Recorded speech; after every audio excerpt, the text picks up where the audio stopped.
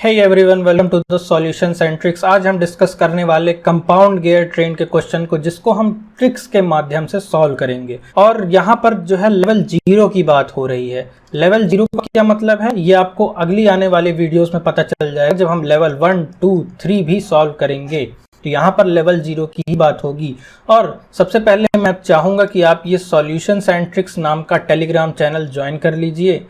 ठीक है, ये बिल्कुल ठीक ऐसे ही। और उसका एक डिस्कशन ग्रुप भी है। अगर आपको कोई भी प्रॉब्लम आती, कोई भी डाउट आता है इस वीडियो से रिलेटेड, या आपके किसी भी एकेडमिक क्वेश्चंस जो रहेंगे जिस पर डाउट हो, तो आप उस ग्रुप पे जा करके पूछ सकते हैं। वहां पर आपको सॉल्यूशन तुरंत और जल्दी मिल जाएगा। और बात करें कि ये वीडियो किन के लिए हेल्पफुल रहने वाली है, तो ये आप चाहे गेट की तैयारी कर रहे हैं, या फिर ईएससी की तैयारी कर रहे हैं, इसरो की तैयारी कर रहे हैं, और साथ ही सभी स्टेट पीएससीज जितने भी होते हैं एग्ज़ाम, उनके लिए ये बहुत ही हेल्पफुल रहने वाला है।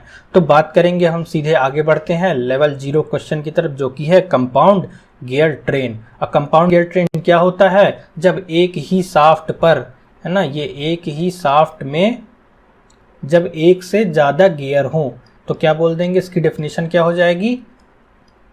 More than one gear in single shaft. इस वीडियो की जो पीडीएफ रहने वाली है वो भी आपको सॉल्यूशंस एंड ट्रिक्स पे मिलेगी, तो आप जल्दी ही ज्वाइन हो जाइएगा। तो सबसे पहले अब हम कुछ रूल्स के बारे में देख लेते हैं, जो कि इसमें बहुत ही काम आने वाले हैं। रूल्स बेसिकली ये बेसिक्स हैं, है ना, ये आपको पता होना चाहिए। अगर आप गियर का क्वेश्चन सॉल्व कर रहे हो, अगर किसी को गियर के जो बेसिक्स है वो नहीं पता है, तो वो यहाँ पे कवर करा दिए जा रहे हैं। तो सबसे पहला क्या रूल कह रहा है कि module of every mashing gear is equal. मतलब क्या है कि अगर कोई मैशिंग गियर है, जैसे कि एक गियर ये है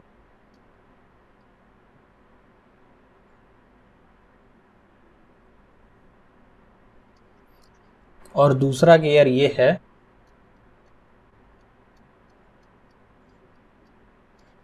तो मैं माफ़ी चाहूँगा, ये गियर कम एक फूल ज़्यादा लग रहा है। तो module of every mashing gear is equal, इसका क्या मतलब है कि जो मैशिंग गियर हो रहा है ना, ये गियर और ये गियर आपस में मैश हो रहे हैं, तो इनका जो मॉड्यूल रहने वाला है, ठीक है, मॉड्यूल, जैसे ये गियर 1 है और ये गियर 2 है, तो module of gear 1 is equal to module of gear 2। और मॉड्यूल क्या होता है? मॉड्यूल होता है डाया अपॉन टीथ। ठीक है, डायमीटर ऑफ गियर और टीथ ऑफ गियर। इसके बाद diameter of gear is directly proportional to the teeth of gear. मतलब कि डाया जो होगा वो डायरेक्टली प्रोपोर्शनल टू होगा टीथ के। इसका क्या मतलब है? इसका मतलब ये है कि जितने ज़्यादा डाया होगा उसका, यानी जितना बड़ा हमारा गियर होगा उतना ज़्यादा उसके टीथ्स होंगे। मतलब अगर छोटा गियर रहेगा, 2 गियर दिए रहेंगे, तो अगर जैसे उसमें क्वेश्चन पे ये भी नहीं दिया हुआ कि कौन से गियर का, वैसे जनरली तो ये दिया रहता है कौन सा गियर का कौन सा टीथ है ये, तो अगर नहीं दिया होता तो हम इस तरह पहचान सकते हैं कि अगर बड़ा डाया है तो उसके ज़्यादा होंगे, और कम डाया है तो उसके टीथ्स कम होंगे। उसके बाद रूल नंबर 3 क्या बोलता है कि speed of gear is inversely proportional to the dia of gear. मतलब क्या है कि जितना ज़्यादा बड़ा डाया होगा, जितना बड़ा गियर होगा हमारा, उसकी स्पीड उतनी ही कम होगी। जितना बड़ा डाया उतनी स्पीड हमारी कम होगी, और जितना छोटा डाया होगा उतनी हमारी स्पीड ज़्यादा होगी। यहाँ पे डिस्टेंस मत समझ लीजिएगा ना, कितना डिस्टेंस वो कवर कर रहा है। एन क्या है हमारा? रोटेशन पर मिनट, मतलब 1 मिनट में वो कितना रोटेट हो रहा है, कितना रोटेशन हो रहा है वो।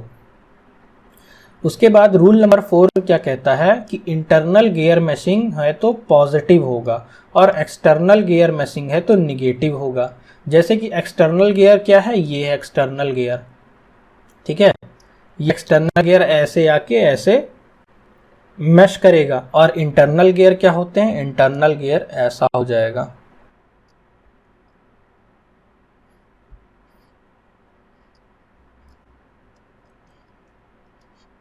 तो ये हमारा इंटरनल गियर मैश है। तो जब एक्सटर्नल होगा तो या इस केस में हमारा नेगेटिव होगा, और जब इंटरनल गियर होगा तो इस केस में हमारा पॉजिटिव होगा। और ऐसा क्यों होता है, नेगेटिव और पॉजिटिव क्यों होता है? क्योंकि ये अगर देखो क्लॉकवाइज घूम रहा होगा, अगर इधर वाला क्लॉकवाइज घूम रहा होगा तो ये इधर वाला एंटी क्लॉकवाइज घूमेगा। लेकिन जब इस केस में ये क्लॉकवाइज घूम रहा होगा तो ये भी क्लॉकवाइज ही घूम रहा होगा, ठीक है। इसलिए पॉजिटिव और नेगेटिव होता है, और ये पॉजिटिव नेगेटिव का फंडा भी आगे आपको पता चलेगा जब आप क्वेश्चन सॉल्व करेंगे। फिर उसके बाद ये 6th 7th 8th 9th 10th 11th ये सब हम जो है अगली वीडियो पे कवर करेंगे। इसके बाद हम 12th वाला देखते हैं क्या बोल रहा है। In compound gear train we will move from left to right और वाइस वर्सा। जी हाँ, यही हमारा जो है तरीका रहने वाला है, लेफ्ट टू राइट और वाइस वर्सा वाला। तो आगे बढ़ते हैं हम क्वेश्चंस की तरफ। क्वेश्चन के थ्रू आपको सब कुछ ये पूरे रूल समझ में आ जाएंगे क्या था अभी, ठीक है। तो सबसे पहला क्वेश्चन हम गियर 1 का सॉल्व करते हैं, किसका, कंपाउंड गियर ट्रेन का, जो कि गेट 2017 सेट 2 में पूछा गया था, 2 मार्क्स का क्वेश्चन। और ये 2 मार्क्स का क्वेश्चन अभी आप देखिए कैसे कितनी जल्दी सॉल्व करने वाले हो। तो क्वेश्चन में हमें डायग्राम दे दिया है। डायग्राम हमारे लिए बहुत ही एडवांटेज रोल प्ले करने वाला है। वो कैसे, वो आपको आगे जब क्वेश्चंस जल्दी जल्दी आपसे बनने लग जाएंगे ना, तब आपको पता चलेगा। इसके बाद हम क्वेश्चंस को पढ़ते हैं। तो अ gear train shown in the figure consist of gears P, Q, R and S. Gear Q and gear R are mounted on the same shaft. All the gears are mounted on the parallel shafts and the number of teeth of P, Q, R and S are 24, 45, 30 and 80 respectively. Gear P is rotating at 400 rpm. The speed in rpm of the gear S is। अब generally हम क्या करते हैं, जब question को solve करते हैं तो हम गिवन लिखने लग जाते हैं, ठीक है। और क्वेश्चन पढ़ेंगे, फिर गिवन लिखेंगे, फिर एक बार क्वेश्चन की तरफ देखेंगे कि क्वेश्चन क्या बोल रहा था। बट जनरली जब हमारे पास जो है ये फिगर दिया रहेगा तो हम क्या करते हैं, हम सीधे फॉर्मूला बिल्कुल आंख मूंद करके लिख देंगे। तो यहाँ पर हम लेफ्ट टू राइट और राइट टू लेफ्ट का कॉन्सेप्ट लगाएंगे। तो हम लेफ्ट से चलते हैं, यहाँ से सीधे ऐसे, ठीक है, सीधा चलेंगे बिल्कुल। तो देखिए कैसे। सबसे पहले हम टीथ को देख लेते हैं। टीथ क्या है, T upon P upon T Q multiply by, और फिर है T Q upon T S. अब ये कैसे लिख दिया मैंने, देखो ये टी पी है, ठीक है, ये पी है और ये क्यू है। ये आपस में कैसा मैच कर रहा है, एक्सटर्नल मैच कर रहा है ना, ये एक्सटर्नल मैच कर रहा है। और क्या आएगा यहाँ पे, निगेटिव साइन आएगा। क्यों, क्योंकि मैंने बताया रूल नंबर 4 और 5 में। उसके बाद यहाँ पर Q और S मैच कर रहा है, ठीक है। R का यहाँ पे कोई रोल नहीं है, यहाँ पे देखो ये R का कोई रोल नहीं, R किसी से मैच नहीं कर रहा है। ये केवल एक Q पे बस ऐसे बिल्ड है, बना हुआ है, लगा हुआ है बस। Q और S के बीच में कैसा मैच हो रहा है, ये हो रहा है एक्सटर्नल। तो यहां पर भी क्या हो जाएगा, निगेटिव हो जाएगा। अब हम यहां से यहां आ गए हैं। अब यहां के बाद हम यहां वापस कूदेंगे, छलांग लगाएंगे, ठीक है, यहां से लेके यहां तक। कैसे, अब लिखेंगे हम स्पीड। तो N S upon N P, ये हमारा फॉर्मूला बन चुका है, ठीक है। ये बात समझ में आई। देखो यहाँ पे वो वाली चीज़ भी कवर अप हो गई कि हमारा जो स्पीड होगा वो क्या इन्वर्सली प्रोपोर्शनल होगा, यही पढ़ रहे थे ना। तो ये देखो एन एस यहाँ है और टी एस यहाँ पर है, एन पी यहाँ पे है तो टी पी यहाँ पर है, मतलब इन्वर्सली प्रोपोर्शनल हो गया ना, है ना। और इसी तरह हमारा फॉर्मूला बनकर तैयार है। अब हम क्या देखेंगे क्वेश्चन की तरफ कि हमें गिवन क्या क्या है। जाहिर सी बात है एक चीज़ हमारे पास मिस होगी, वही हमें निकालना होगा। तो सबसे लास्ट वाली लाइन हमेशा पढ़ लो, क्या निकालना है, speed of the gear S, ये हमें निकालना है। फिर गिवन क्या क्या हमारे पास है, ये माइनस और माइनस तो कट जाने वाला है, साथ ही टी क्यू और टी क्यू भी हमारे पास कट जाने वाला है। तो अब हम क्यों ना फॉर्मूले को एकदम अच्छे तरीके से लिख लें, N S upon N P is equal to T P upon T S. तो क्या क्या गिवन है हमारे पास, एन एस गिवन है क्या, देखो एन एस तो निकालना ही है ना, N S is equal to N P क्या है, एन पी दिया हुआ है, देखो gear P is rotating at 400 RPM, 400 RPM है, यहाँ 400 आरपीएम लिख दिया। उसके बाद हमारे पास टी दिया हुआ है पी क्यू आर, यानी कि ये पी क्यू आर और ये एस है हमारे पास। तो किसका किसका हमें ज़रूरत है, टीपी का ज़रूरत है और टीएस का ज़रूरत है। तो टीपी कितना हुआ है 24 और टीएस कितना है, टीएस हमारे पास 80 है। ठीक है, बस हमको और अब तो कुछ करना नहीं है।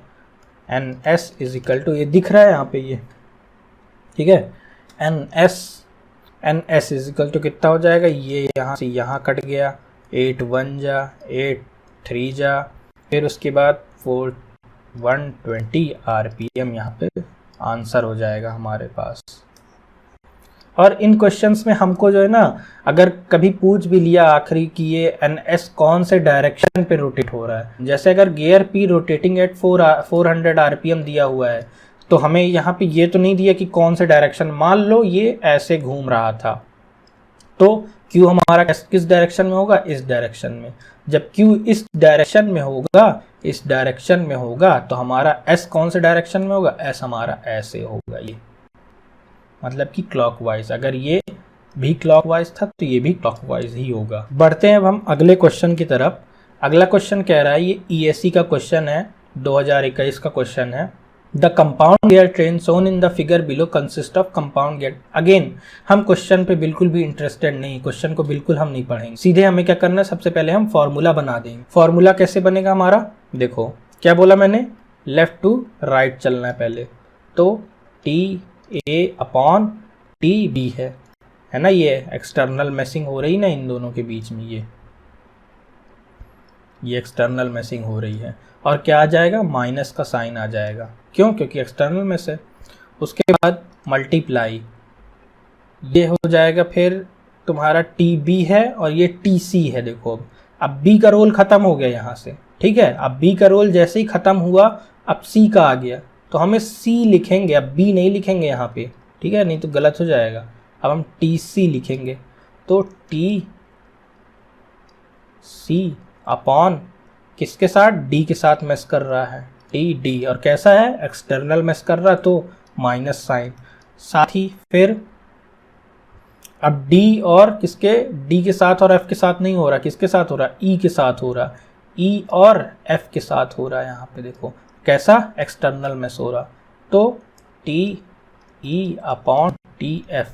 और यहाँ पे उल्टा मत कर देना कि यहाँ पे टी एफ पहले लिख दो और टी लिख दो फिर बाद में, क्योंकि हम लेफ्ट टू राइट चल रहे हैं ना, तो ये ए आया है ना, ये ए आया, बी आया, ये बी आया, फिर सी आया, ये सी आया, फिर डी आया, डी आया, ई आया, ये ई आया, एफ आया, ये एफ आया, ठीक है। उसके बाद क्या बोलेंगे, अब छलांग लगाना, किधर से, इधर से इधर यहाँ तक आ गए हैं, और यहाँ के बाद ऐसे छलांग लगाना है यहाँ पे वापस, तो क्या हो गया, एफ और ए है, तो पहले आएगा कौन सा, एन एफ, और ये आ जाएगा एन ए, ठीक। यहाँ पे स्पीड लिखेंगे, ये याद रखना, और यहाँ पर ये नहीं देखेंगे माइनस होगा कि प्लस होगा, यहाँ पे ये सब नहीं देखना अभी। अब क्या क्या कट रहा है यहाँ पे ये देखते हैं, कुछ भी नहीं कट रहा है ना, सभी चीज़ों की हमें ज़रूरत पड़ने वाली है। तो सबसे पहले हम देखते हैं कि गिवन क्या क्या है हमारे पास।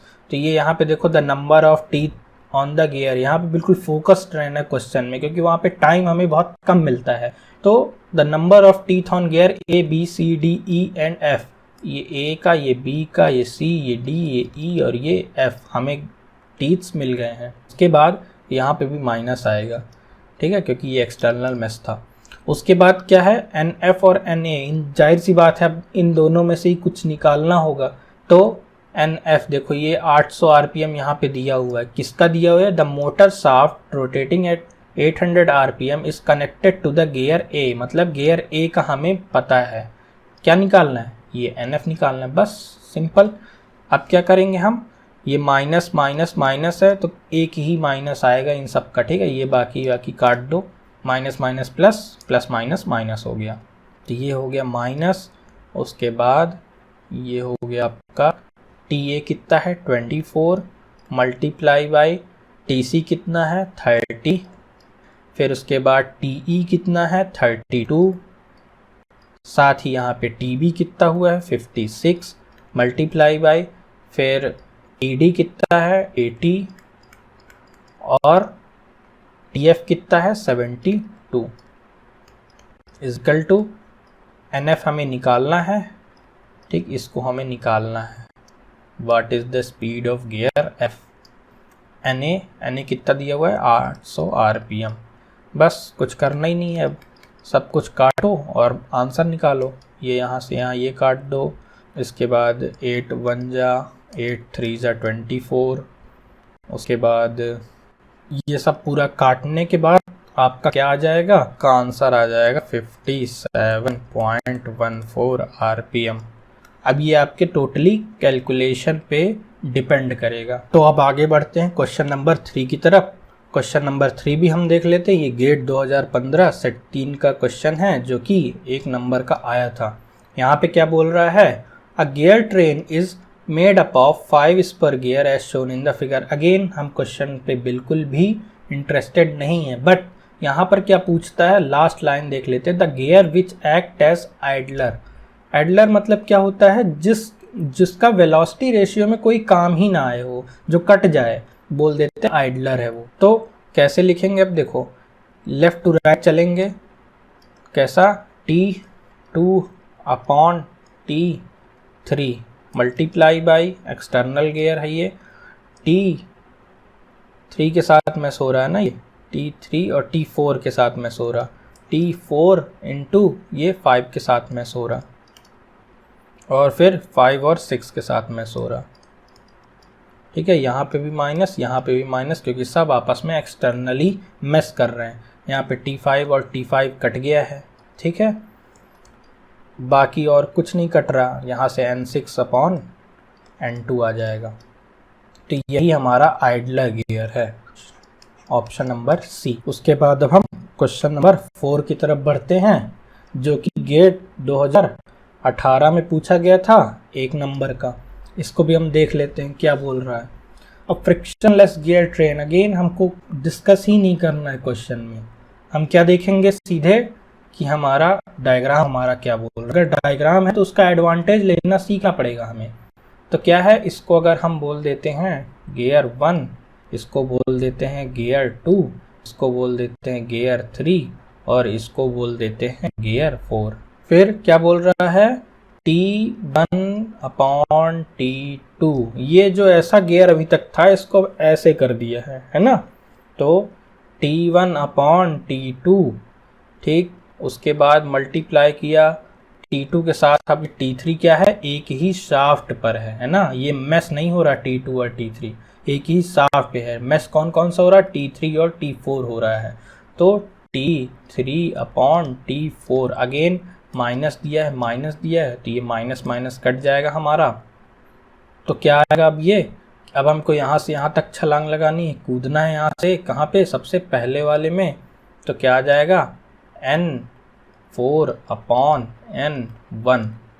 दिया क्या क्या है हमारे पास, दिया हुआ है ये T1 दिया हुआ है हमारे पास 12 और T2 दिया हुआ है हमारे पास 48, मल्टीप्लाई बाय T3 दिया हुआ है 12 और T4 दिया हुआ है हमारे पास 60, इक्वल टू N4 क्या दिया हुआ है, N4 हमारे पास नहीं दिया हुआ है और ये T के फॉर्म में दिया। देखो अब क्या होता है, omega is equals to 2 pi NT divide by 60, मतलब ये टाउ दिया हुआ टॉर्क है ना।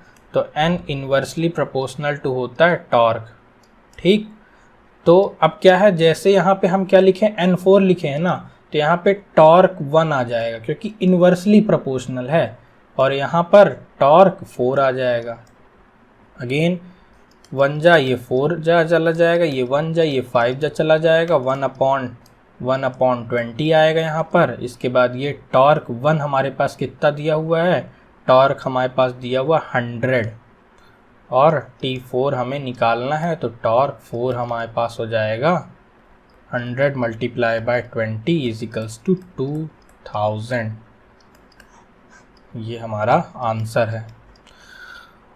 उसके बाद ये क्वेश्चन आपको होमवर्क रहने वाला है और इसका सॉल्यूशन आपको जो है ना सॉल्यूशन सेंट्रिक्स के डिस्कशन वाले ग्रुप पे भेजना है, या तो फिर आप नीचे कमेंट पे ABC मतलब 5th क्वेश्चन का कौन सा ऑप्शन है इसमें से आपको सिलेक्ट करना है। और एक ही क्वेश्चन नहीं दे रहा हूँ मैं, ये भी है, ये भी है, ये सारे क्वेश्चन आपको करने हैं, ताकि इससे आपको ये पता चलेगा कि जो मैंने आज बताया आप कितना आपने इसमें सीखा, तो ये तभी पता चलेगा। अगर आपने आज कुछ नया सीखा तो सब्सक्राइब जरूर करना, लाइक जरूर करना और शेयर जरूर करना। बाय बाय और टेक केयर और जय हिंद।